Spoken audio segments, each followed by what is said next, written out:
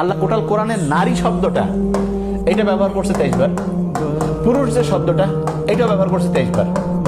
এবং এই যে 23 নম্বর যে সূরা মুমিনুন, ওইখানে যে আল্লাহ মানুষ তৈরির রহস্য বলতেছে, সেই আয়াতটা যেই জায়গায় রাখছে সেটা হচ্ছে 12 থেকে 14 নম্বর আয়াত।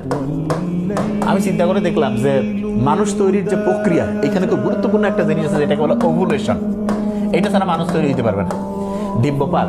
এবং এইটা সাধারণত মেডিকেল সায়েন্স অনুযায়ী 12 থেকে 14তম দিন হচ্ছে সবচেয়ে পারফেক্ট ওভুলেশনের জন্য। আল্লাহ মানুষের মৃত্যুর পরে তাকে আবার পুনরুজ্জীবিত করবে। তো অনেকে কয় না যে মারা যাওয়ার পরে হাড়গোড় সবাই এক হবে, কেমনে পুনরুজ্জীবিত করবে?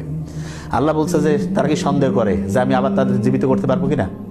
তার আঙ্গুলের ডগা পর্যন্ত আমি পুনর্বিন্যস্ত করতে পারি। এবং এই আঙ্গুলের ডগা পর্যন্ত, আঙ্গুলের ফিঙ্গারপ্রিন্ট, এইটা আল্লাহ কোরআনের মধ্যে যেই জায়গায়, এটা সম্ভবত সূরা কিয়ামার 75 নম্বর সূরা 3-4 নম্বর আয়াতে রয়েছে, তার নাম্বার ঠিক 4 নম্বর আয়াতে ফিঙ্গারপ্রিন্ট।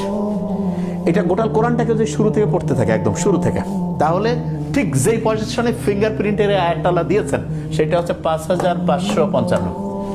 যে কেউ যদি একটু বুদ্ধিমান হয়, হাতের ডান 5টা ফিঙ্গার, বামে 5টা, ডান পায়ে 5টা, বাম পায়ে 5টা, 5 5 5 5, একদম অ্যাবসলিউটলি। আল্লাহ টোটাল কোরআনের নারী শব্দ